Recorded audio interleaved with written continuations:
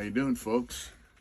This is Mitch from Hard Intentions YouTube channel and website. Yeah, we got a website.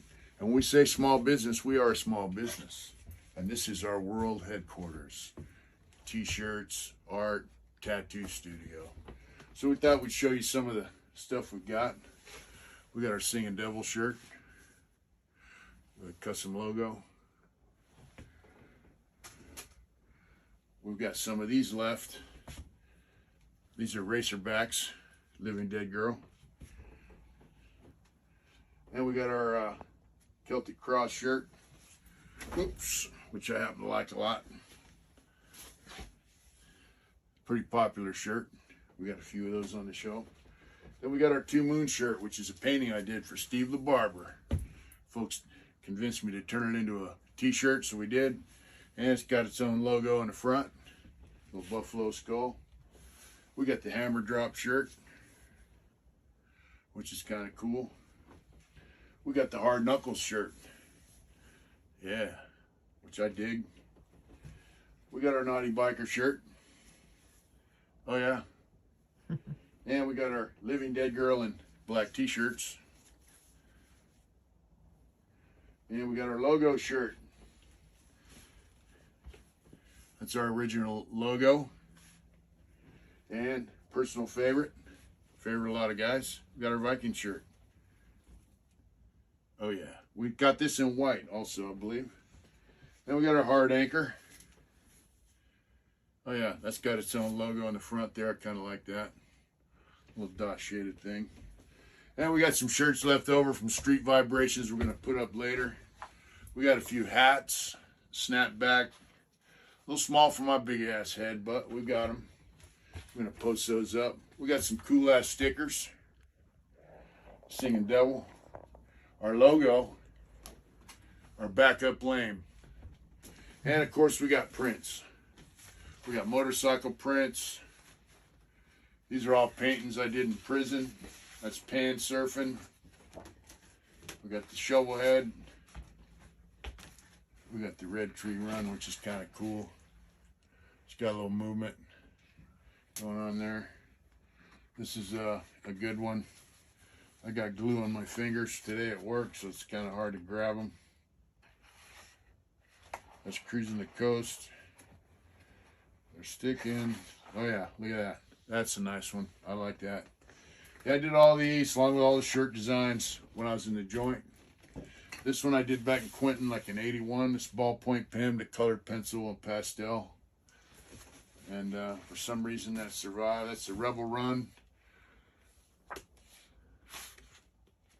And we got the Disappearing and the Owl. We got a few other prints. One thing I want to start doing as soon as we can get them posted is we got some prints on canvas, upside down. There you go. This is a print of the painting of Two Moons. It's on canvas, mounted on board. You can pop it right in the frame. And we'll have these also. Same thing. These are 16 by 20. Canvas, mounted on hardboard. We'll get these up soon. You guys will be able to pick them up. Thanks for tuning in. We built this and yeah, this is where we do it. This is where I tattoo, paint, draw, fill orders. That's everything. When we say we're a small business, we mean we're a small business. Small business here means small business, for real. This is it. So, you know, we appreciate the support you guys give us to keep us going. You know, someday we'd like to be a large business, but right now we're kind of small. And all you guys that ordered from us recently on our sale, we appreciate it. All you guys have been ordering for years from us. We've been around about 2 years. We really appreciate you guys. And all you guys that are new, thank you. We really appreciate the support. You take care of yourselves out there and do it hard. You got a kid, and you're trying, you know, you fuck that. Yeah, you know. It's, oh, yeah, okay, you know, and then, you know, I had a surgery, man. I'm like, man, it's just, you want some weed, you know, for the pain? I go, man, I don't want none of that shit, bro. You gotta, you know. But anyway, the cop, he's telling me, hey, stay away from that trailer, man. Stay away from that dude. I go, dude, we're not doing nothing. We're just chatting, you know. He goes, I'm telling you, stay away from them. Now, and then, so here's the corp yard. In the back is a back sally port with a tower. And after about 4 or 5 times of telling me stay away from the office and this and that, you know, he goes, look. He showed me photographs of me talking to this free staff. I go, what the fuck's that? He goes, dude, they're watching you. I go, they can watch all the fuck they want. Because I'm not doing nothing, you know. And so what's going on is guys on the crew are giving, it's not really ratting, because ratting implies, you know, that you're doing something wrong and people tell on you. These guys are going beyond that. They're fabricating a story, you know, that homeboy's bringing me shit, you know, drugs or whatever. And I noticed, you know, my cell would get hit and you know, stuff like that, you know.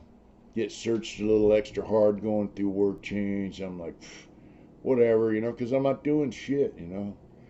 And it kind of pissed me off. So I went out for a surgery to the outside hospital. And it was a pretty major deal. I stayed out there for 3 days. So whenever you leave the prison for more than 24 hours, if you're out overnight, they unassign you from your job. And then when you come back, it's usually no problem. Your supervisor tells them, yeah, we want him back on the crew, and they'll reassign you. But I come back, you know, and I'm rehabbing and shit for like a couple weeks. And I tell me I'm ready to come back to work. I actually went back to work for a day. And then the second day that work change goes, hey, you don't have a job anymore, you know. And I'm like, well, you know, I get at the crew and they go, nah, they don't want you back. I'm like, what the fuck, man? So, you know, they convinced my friend, my homeboy, who's a supervisor, they convinced his supervisor not to bring me back on the job. And they said, you know, we just don't need you. Well, they still had to do all the fucking plumbing, and that's why, you know, that was my trade, was plumber. So I knew that was bullshit. You know, they won't just come out and tell you, hey, we don't want you on the crew because we think you're doing dirty shit. They just tell you, know, your services aren't needed, and it's unnecessary at this time or whatever. And I told them, man, I peeled it, and I go, you know what, man, you're a bunch of dirty fucking cocksuckers, you know. And so anyway, as far as that situation goes, about, you know, a couple weeks after I'm gone, I noticed, man, there's fucking crank on the yard, cell phones everywhere, and, you know, they're hitting guys' houses, and I'm just like, what the fuck, Chuck? And then about a month goes by, and they busted old boy. They busted my homeboy that was the supervisor. So all them dudes that wanted to work him, because I'm telling them, hey, fuck these lames. These guys are lames. They're going to cost you your job. They're going to cost you your family, visitation rights with your kids. You know, fuck all that. They were the ones that got me fired. And they got me fired so they could work that dude like a rib, you know. And they hooked him up with some Vietnamese cats on the street, man, that had big-time speed sack. And that was his drug of choice. He started getting loaded. He got loose. You know, you got to figure there's 1,000 dudes on the yard, man, and you start pumping it, you know, a couple ounces at a speed at a time onto a yard like that. Can you imagine the chaos that starts? Look at how these idiots act out here. They get twacked out, you know, anyway. So they fired homeboy, you know. And now I'm starting to notice, too, you know, like white dudes are just in debt all the fucking time. So all these dudes are in debt. Then you have a small group of guys that don't use. They're just going to their jobs, getting their canteen. You know, dudes are leeching on them. I remember Lancaster, you know, I'm walking down the tier with a sack of canteen, and this dude, Larry's like, hey, can I get some soups? I go, no. And he's like, yeah, fuck you. So I did a double take, you know, I go, hey, fuck you. You stuck your fucking soups in your arm, lame. So that's my mentality. You know, you spend your money on drugs, you ain't getting shit from me. So, but I started noticing, you know, that white dudes are basically becoming, now you got to remember, all the gang members or anyone, they got locked up, all the prison gang guys, two different prison gangs, they're all in the hole now, doing indeterminate shoot terms. And now, so they got rid of them dudes. So now the white population's thin. So, and then if they catch a white dude checking paperwork or pushing a line on certain shit, they say you're predatory behavior. Then they give that dude an indeterminate shoot term. So the white population in all the prisons got really thin, man. And so these guys, on one hand, they're all in debt to other races, to blacks and, Southsiders in that pen. And they're broke. Most of them are broke. They spend all their money on fucking drugs. And then on the other hand, they're trying to push a line like white dudes can't do this, white dudes can't do that. And I'm like, man, fuck you motherfuckers. I do what I want. And they had a dude pushing a line there. I had a homeboy.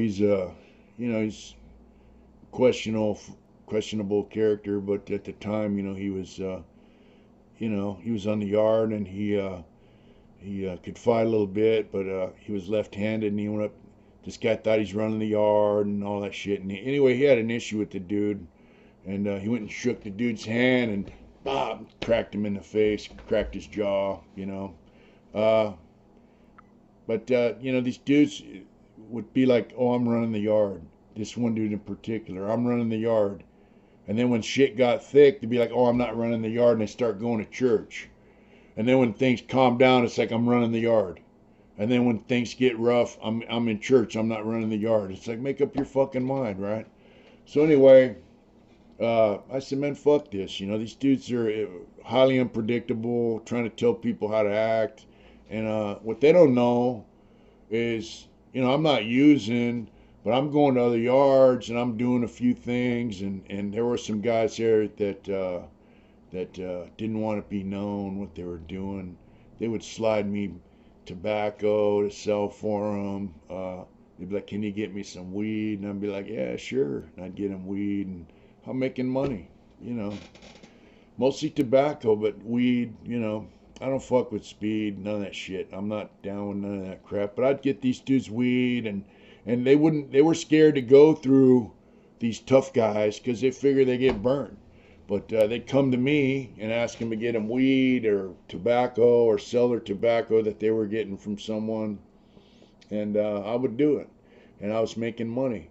And these guys are like, why are you fucking with that guy? Why do you talk to that guy? You're not supposed to fuck with this. You're not supposed to fuck with that. I'm like, dude, it's none of your business. I do what the fuck I want. And it got to the point, man, where I got me a nice piece of plexiglass. I hadn't carried a piece in quite a while. And so I got a piece of plexiglass, made a knife out of it, had finger grooves in it. One hitter quitter, next shot. And so these guys are trying to tell motherfuckers how to live, And I said, hey, check this out. I flashed a piece on them, tell them, you keep trying to tell me what the fuck to do, I'm going to stick this in your neck. And then they back the fuck up off you, they don't realize. Then there was this dude there, Terry, told all these dudes he was a dropout. He's on PBS. You could see it on PBS did a thing on him. The guy's a queer. He's a gay dude. But back in the day, he was a gay dude in the '60s, and this dude had triple murders. But dudes are messing with him in prison in the '60s. I guess his boyfriends were black. And this is a story I got from several guys that were there at the time, old Terry. And so, they were fucking with him. He'd stab him. He'd kill him. He was a killer, but he was also gay, right?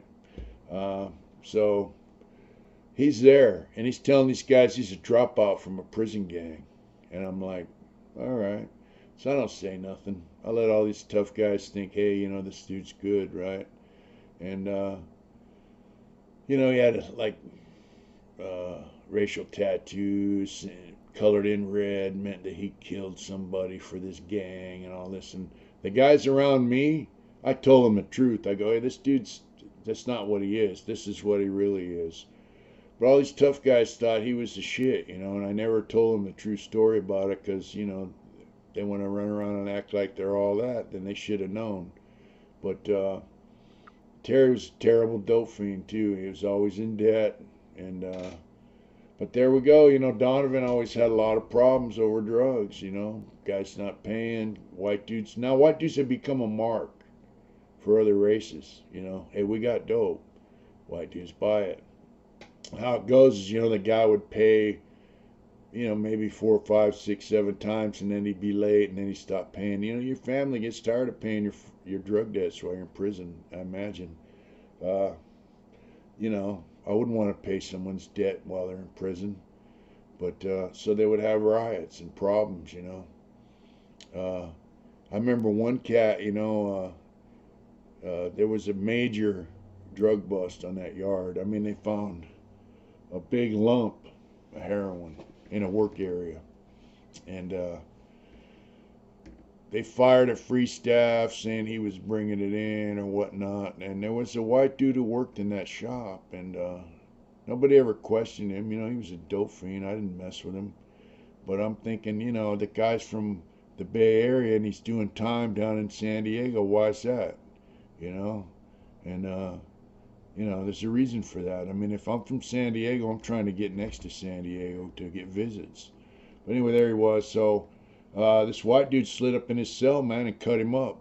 And I'm like, wow. And dude came down the tier, man, all bloody, and went in his cell. And we're all looking up this dude, Ed's cell. His name was Ed.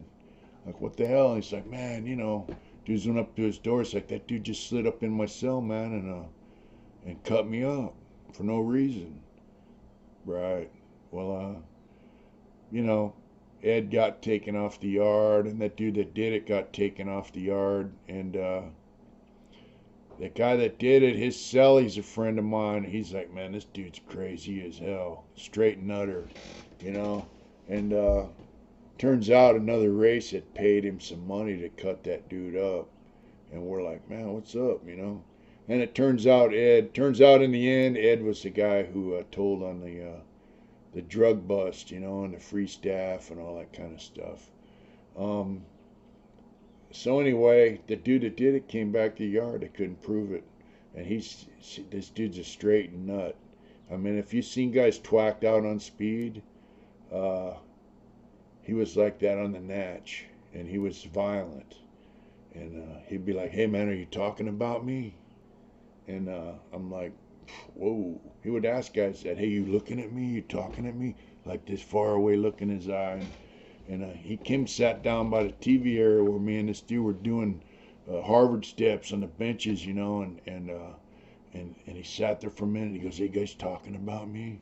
And I go, hey, dude, I don't even know you. And I'm kind of braced up, ready to take off on him. And he's like, oh, okay, And so, I told some of these white dudes that thought they were running the yard. There was actually a kid there who was pretty cool. He was in the crease, wanted to party and do his thing. And I told him, man, that dude's got to go. I go, if you guys don't get rid of him, I will. And they're all, hey, we got it, Because, it turns out, that he did that for another race. And even though the guy that got cut was a rat, he did rat. And the guy that got cut ended up going to San Quentin and got found suitable for parole and released. And then it all came out, where we're at that, he went to board in San Diego and Donovan and got found suitable, and they sent him to San Quentin after it. And then he got cut up. And so the deal was he told on this drug thing, went to board and got found suitable. And then he got cut up and transferred down there. So and he went back to board down there, and the board members that found him suitable in Donovan insisted on his release because of his cooperation. So he was a rat, but nobody really knew about it. And it was just a suspect thing. Nobody had proof, but it was pretty, evident. But the guy did that for another race, and none of the white dudes really knew about it. So anyway, here he is back on the yard, and there was this cat from South Bay, L.A., Larry, I believe his name was. Oh, Randy, excuse me. And he was struck out. He was a little older than me. He was fit, kind of thin. He liked to party a little bit, but he'd burp it up all day long. And he was always like someone had to go. He liked to fight, man. And he'd go out there and beat the shit out of people, And old Larry, goes, I don't give a shit. I ain't never getting out anyway. And sure enough, man, Larry took off on that dude and just beat the holy living shit out of him. And that dude was removed. Randy, excuse me, beat the shit out of him, and that dude was removed, And yeah, that was quite a deal. But Donovan was just became a shithole, man. And so, yeah, there was a time, during that time period, we got locked down. And I'm like, what the fuck, right? And we were locked down. They're self-feeding us, and they got staff cooking the food, staff doing everything. Turns out they say they found a bullet in the plaza. So there's 4 yards, two side by side, and then there's a plaza separating all the yards, and then a roadway going down the middle of these two for trucks to have access to the kitchens. Because each yard has its own little mini kitchen.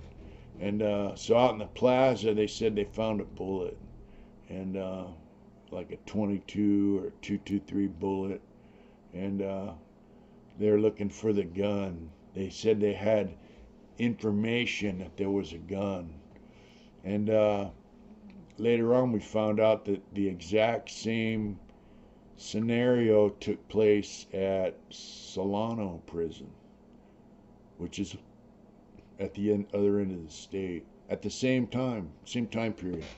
So they bring in this chair you got to sit on to x-ray you. I mean, they're just on it, man. And they trash that place. It took them a couple of weeks, if not a month. We were slammed.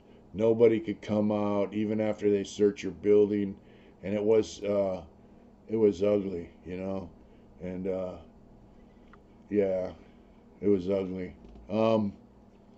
So I go back to the cell, right? And all our shit, all our bedding, all our property is just in a pile right in the middle of the cell. I live with this dude, like, he was just a nobody kind of guy. He ended up moving out later, but I just like, fuck, dude.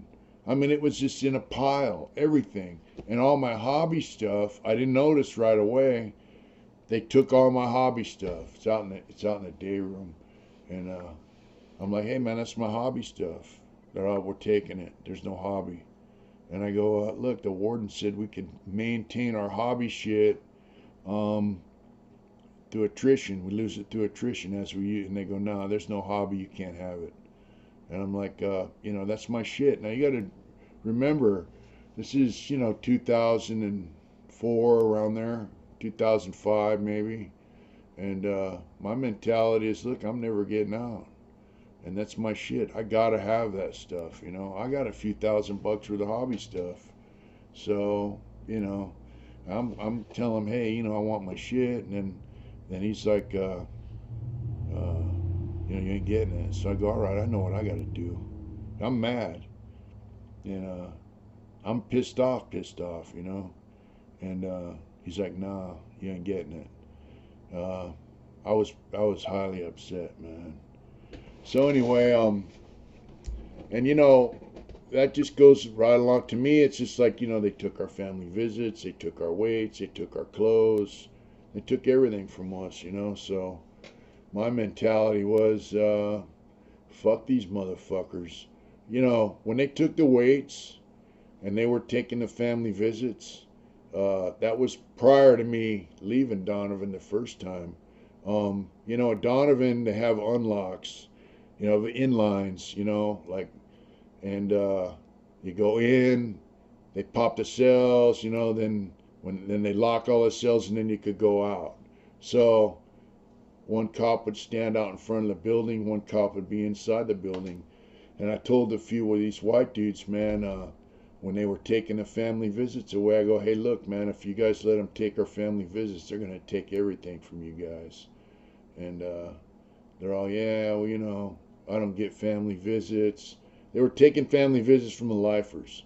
Or I'm not a lifer, I don't care, shit like that, right? I'm like, look, this is what we need to do. There's 5 buildings, and on the inline, so there's a cop in the front of the building, cop inside the building. So what we do is we just walk in the building and pop the cop. Guy does it, goes in, takes a shower, and that's it. We could get 5 of these guys at one shot, and then then other prisons will hear about it, and they'll be like, well, fuck, Donovan did that, so we can do it. And I'm telling these guys this, and they go, man, you're crazy. And I was like, what the fuck, dude? You just gonna let them take our shit? And they did. So anyway, a few years later, this is like, 8 years later, here they are taking our fucking hobby, and that's just my mentality. So I told that sergeant, hey man, I know what the fuck I gotta do. He's, are you threatening me? I go, you'll find out. And, I was seriously thinking about, I just need to do something about this and just go to the fucking hole. But, I come off that lockdown, and it turns out some cop said that he found a bullet. He brought that bullet in from the streets. They found out later. And he said he found that in the plaza, and that's what instigated the search. And you got to say, well, why would a staff do that? Well, they get overtime for that shit. They get overtime for that. Serious overtime. They're searching buildings. They searched my cell like 4 in the morning, so it's just like non-stop searching because they're looking for the gun or the rest of the bullets. There were no rest of the bullets, and there was no gun because a cop brought that bullet in, and they found out in Solano a cop brought that one in. So a game they did to get overtime and take our shit, So anyway, we came out off that lockdown, man, and this kid that worked in the laundry, his dad was a warden. I tell him the story about what happened. He goes, hey man, shoot my dad a kite. And I tell him, about your hobby shit. So I did. And, I figured before I jump off the deep end, man, and do something really stupid, because I know that has long-lasting consequences, possibly lifelong consequences. So I shot his dad a kite, and, about a week later, man, here come Lieutenant. Now, this Lieutenant, I knew him when he was a CO. He's all right. He was a Marine, smoked cigarettes, had a raspy voice, kind of, man's man kind of dude. He'd come and tell me, hey, come here. Come over to the gym. And went over to where the gym was. They had all offices in there and shit, and he had our hobby shit in there. He goes, where's your shit? I go, right there. He says, take it. So, he says, stick it under your bunk, man.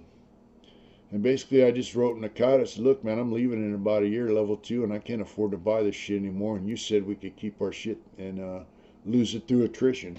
And, he kept his word. He gave us our shit back. But there was another issue with hobby, which is another reason why they took it, is they said that leather tools were dangerous. There were guys pounding leather. Now, if you're spending money on leather tools and you're making leather and you're making money off leather products, you're not going to use your leather tools as a weapon. And most guys that did leather were old school. They knew how to make knives, if they had to go there. And so they took the leather shit and they had it stored somewhere in some storage area, and they let some guy get in it and take some of the leather punches and stuff. And so they said, that was another cause for them to try to take our hobby.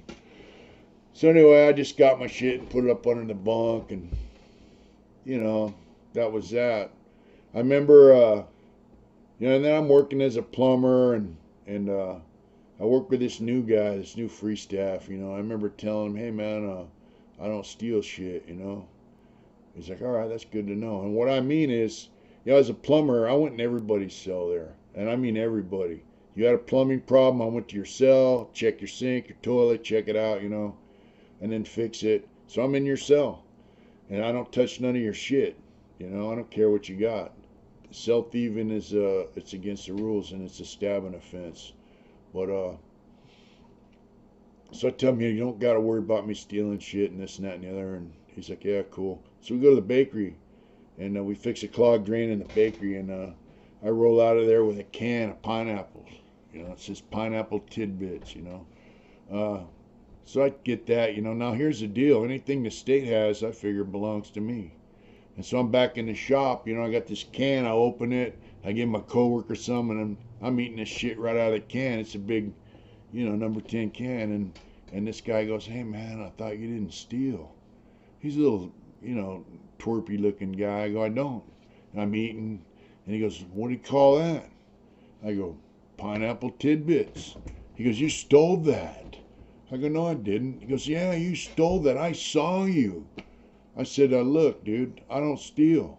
I go, anything the state has, I'm assuming belongs to me. My family pays taxes, and they're not getting their money's worth, so I'm getting their money's worth right here. And he couldn't understand that concept. Then my old boss, she told me, hey, look, man, if these guys come up on a little food now and then, let them have it. Don't trip. Yeah. And then I ended up going back to work with her for a while. She became a supervisor, right? And this is how chicken shit prison is, even for staff. So, she was good at what she did. She's a good plumber.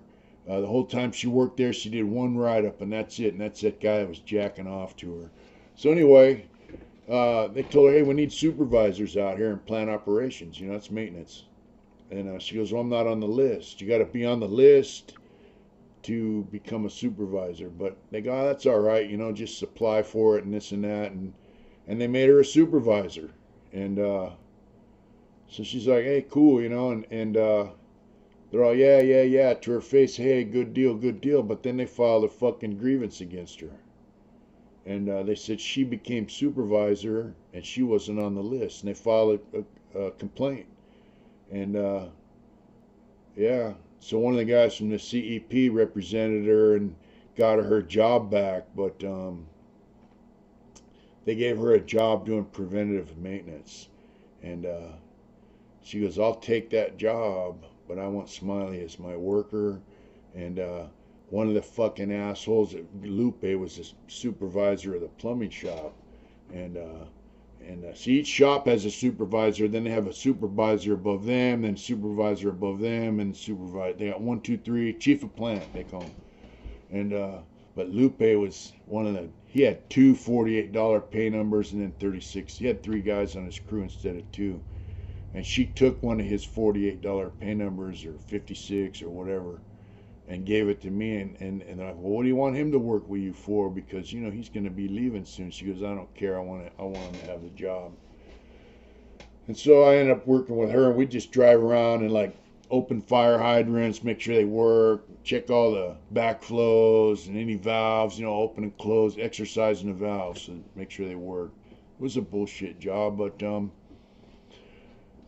she worked there like that until she retired. I guess she became a supervisor again later, but she retired. But and then when I left there, I got one of my homeboys a job working with her, in my spot. Someone that I trusted, I knew would work for her, do a good. That's how shit works, You pass that spot on to somebody you trust, But yeah, Donovan was fucking. It was fucked up, man. I remember, I told a story one time about, fucking dope fiends, man. That prison was just full of them. They had a dude on a 3-yard for a while. So on the 3-yard, all these dudes that are, white power guys, whatever, they had a white crip on the yard. And, guy I interviewed talked about them. They'd been on the yard for a while, and they weren't doing shit about it.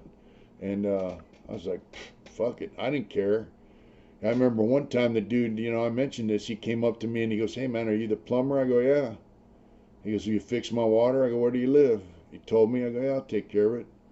And so I went to his cell, man, and they have an air goes down the box, water shoots up to your spout in your cell, and there's a flow restrictor, and diaphragms in there get ate up with water, and they start to, anyway, his water came out about that far, dude. Just barely enough to trickle. I was like, wow, it's hot and it's cold. So I fixed it. Everything worked fine, and I fixed his shitter for him, and that's my job, And so that night I'm in the chow line, going to dinner, and he goes, hey, dude, you fixed my water. I go, yeah. He goes, oh, man, what do you want? I said, I want nothing. He said, man, he was like trying to pay me, and I'm like, dude, that's my job. That's my job to do that. So don't trip. And he goes, man, I've been trying to get my water fixed for 2 years. I was like, wow. I didn't say nothing to him, but I told some shit to them guys in the plumbing shop. I go, that's fucked up, man. You guys got that guy over there for 2 years with no fucking water. That's punk shit, In my mind, I'm thinking, if you don't like that dude, go stab him. I stood behind that guy in the chow line before. He don't flinch. He don't look over his shoulder, nothing.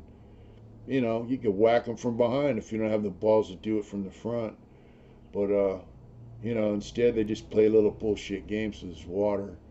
And so, he was thrilled to death, and I'm like, I don't want to get paid, But so anyway, he was on the yard, and I heard them white dudes saying, yeah, this dude got the best weed on the yard, so they're buying drugs from this dude, and they're paying him, And so I'm hearing scuttlebutt, that they owe him money, and they owe him a lot of money, like about $2,000. In prison, that's a lot of money.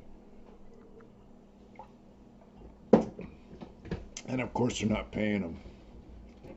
And then all of a sudden, here comes this other white crip on the yard, and he pops in, and all of a sudden there's a riot because this guy's figure, they said, hey, they couldn't stand having another white crip on the yard, but I think, in all reality, they owed him too much money, and that was their way of washing that debt. And so by then I had moved over to the other yard, for IDL and shit. And then the IDL thing caved in. I'm just working as a plumber so I can get around. And anyway, they have this riot. These guys jump on these two white crips and some other black crips with them. And from what I heard, they got touched up pretty bad, the white guys, even though they had them outnumbered. I don't know how true that is. But so now the yard's slammed, and these guys are like, hey, Smiley, I'm going over there as plumber, and I'm going from cell to cell. Hey, we got to, now I can go to any building I want to. And because their plumber on that yard's locked down, I'm going over there doing maintenance, And, like, hey, man, they're telling me what happened. And these white dudes are scared. They're like, hey, man, when we come out, man, this would be, they're scared this is going to be a big riot. And plus, they're also scared because when the shit jumped off, half the white dudes on that yard pissed on themselves, and they didn't help them dudes. So they're also scared that when they come out, that these white dudes are going to get on their ass for for not getting involved and helping them. Anyway, that went on for about a month. Then they rolled up all the white dudes in this little crew. They're a little gang, but it's a street gang kind of thing, even though they recruit guys in the prison. They locked all them dudes up. They locked up the white crips and a couple black dudes, but mostly they locked up all the white dudes that were involved with this shit. And I'm like, because all these guys are crying about these guys when I'm going over their cells, as plumber. And I'm like, So that left a vacuum. So then they opened the yard up. I had a guy over there, Chance, wanted me to tattoo on him. He's like, hey, why don't you just move over here and tattoo on me? And they had a bunch of tobacco shit going on. He's making money. So I'm like, all right, cool. And by there, I've been there now about, 2.5 years, and I'm getting ready to leave. And so I bounce back over there. I sell up a Chance. I'm tattooing on him. He had some colored ink that he got. And now I'm getting all this shit. Like my celly Bobby from Lancaster was there. All these white dudes from San Diego are complaining about this dude who he says he's running the yard. And I'm like, all right, so who, what's the deal? They're like, man, this dude wants all the white dudes mandatory yard on night yard and stuff like that because they owe these Southsiders money, and they're scared, so they want to make a show of force by telling all the white dudes that they have to be on the yard. And I'm like, man, fuck that. And they're crying to me for weeks. We pay our debts, or we don't owe, or this or that. These dudes owe. They're putting us in debt. And what happened was this little crew, this guy thought he was a shot caller. He had some youngster, man, that was hitting dope, and it was using them up. This kid was trying to make money for his family, but it just ended up going up everybody's arm, and no one was paying them. And they were trying to pay off their debts to the Southsiders, with this kid's dope. And so nothing ever got done. This kid was just getting used up for his shit, And so finally, man, we're out there on the night yard at Canteen, and I see this dude, and I'm like, man, fuck this dude. I just had enough. So I go, hey, come here. And, you know, everybody go to canteen, man. There's, you know, a few hundred dudes huddled up by the canteen because guys are going to canteen. Guys are getting canteen for other guys, you know, whatever, maybe a homeboy or a dad. So all these people are there. And I say, come here, man. And, you know, I'm like, hey, check this out. And I'm in his face with my finger. And I'm like, check this out, man. You know, you ain't running this fucking yard. You're not from California. You're definitely not from San Diego. And Donovan's in San Diego, and that's my hometown. I go, this is my fucking prison, motherfucker. And I'm on him. Basically tell him, check this out, dude. You don't tell all these white dudes that got a mandatory yard. You don't tell white dudes they need to contribute to pay your debts. You know, this is drug problems are not racial problems. They're business problems, and they're your problems, and you need to solve it. You don't fucking tell my homeboys that, you know, mandatory yard. You don't tell my homeboys shit. You ain't running San Diego car. That was my thing almost everywhere I went, you know. San Diego car runs their own fucking program. You know, if you don't like it, fuck you, you know. We're from San Diego. We run our own shit. And, but I was on this dude, man. I laid into him. I said, look, man, this is a drug problem. It's a business problem. And it's your fucking problem. I go, if these lames want to follow you, that's fine. You guys can run up all the debt you want, and as far as I'm concerned, they could stab your fucking asses and stack you up like cordwood. I don't give a fuck. But you don't tell my homeboys what to do. And, yeah, he didn't like that shit. But, you know, what's he gonna do, you know? And, so that was, you know, that's how Donovan was. It was just a bunch of fucking lames that didn't know how to do time. And, you know, I mentioned things like there's rules, you know, now, especially with all these guys getting out of shoe and whatnot. You know, people might not like what's going on with that, but somebody has to keep, and, you know, these guys in other states, they don't understand California politics. And these guys that go to S&Y because they don't like people telling them what to do. So they say, here's the deal, man. If you got white dudes running around getting in debt with everybody, it puts all the white dudes in jeopardy with any race. Because the bottom line, what happens is they don't just jump on one dude. They jump on all the white dudes. And you can't have another race stabbing a white dude, all right? Otherwise, you know, you're up to be stabbed at any time for any reason. So if another race stabs a white dude, there's retaliation. So all that going into debt and all that other crazy shit, it puts everybody at risk. And that was my thing. Hey, look, check this out, dude. This is a fucking business deal. It ain't a fucking racial deal. And, yeah, so, you know, the politics in this state and, you know, rules and all that kind of shit for the yard that people do, it's to protect all the white dudes. And it's also to protect other races so they don't have to get in the fucking mix over some stupid asshole, you know. And like I said, all the white dudes have become marks, man, for these other races to sell drugs to by this time, you know. And so anyway, I'm just kind of like, you know, whatever. I'm doing my thing. I'm keeping my eye on this lame. And up pops Nasty. Nasty's a guy I knew when he was 18 years old. And he's like, hey, brother, you remember me? Nasty. He was in Tracy when I was there. He goes, dude, you schooled me, man, when I was 18 years old, man. And you told me the right shit. And, you know, because I always tell the kids the right shit, you know. And now he's older. And he's like, man, brother, you know, he's been there, you know, a few days. And he hears what's going on. He goes, you need to take this yard, man. I'm like, dude, I ain't running no fucking yard. I look out for my homeboys and that's it, you know. And, so then he's like, hey, this guy's running his lips about you behind your back. I said, I don't give a fuck. If I hear it, you know, whatever, and then we'll deal with it. But he's like, I'm going to stab his fucking ass and then you can run the yard. I go, nah, man, I don't want you stabbing him, you know, and I definitely don't want to run this yard. And so people have gotten to the staff because while this is going on, people are getting at the staff about this. About me getting in this guy's face. People snitch, dude. Even on mainline yards, people tell all the fucking time. They get scared. they're trying to earn favors from the cops, or trying to get transferred, whatever it is. You know, they tell. So anyway, Nasty pops into the fucking chow hall a couple days later, and he's been drinking a little bit, and he goes, I'm gonna stab that fucking dude right now. I said, look, man, I don't want you stabbing him. You know, I don't want to see him get a life sentence for stabbing him. He's already got a bunch of time. If he gets another case, a violent one, he's going to get struck out.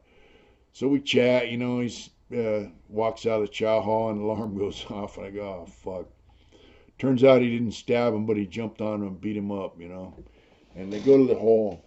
And then, you know, I'm working as a plumber. The yard's locked down. That's when it's prison system is just locking the yard down, late count, late this, you know, no yard tonight all the time. So I come out to go to work, man, and the count's not cleared or some shit, but I'm not close custody. So, and this black cop, he's a big old dude. He goes, hey, Smiley, come here. I go, what's up, man? He's like, hey, man, so you're running the yard now? See? I go, no. He goes, that's a word. I go, I don't give a fuck what the word is. I ain't running shit, you know? And, yeah, it was just, Donovan was just a fucked up place. It just became a fucked up place, man. And, yeah, I did some tattooing there. I tattooed on Jimmy, my homeboy Jimmy, and I tattooed on a couple Southsiders there. And, you know, but really it was just a fucked up place to be. And, it kind of, I hate to say it, but kind of broke my heart. They turned a good prison into a shithole, you know. And that's where I'll leave off on this video, and I'll pick up from there, because from there, I got transferred to San Quentin, and things just went from bad to okay to worse. Hey, look, thanks for watching, and, you know, I hope you guys are safe out there.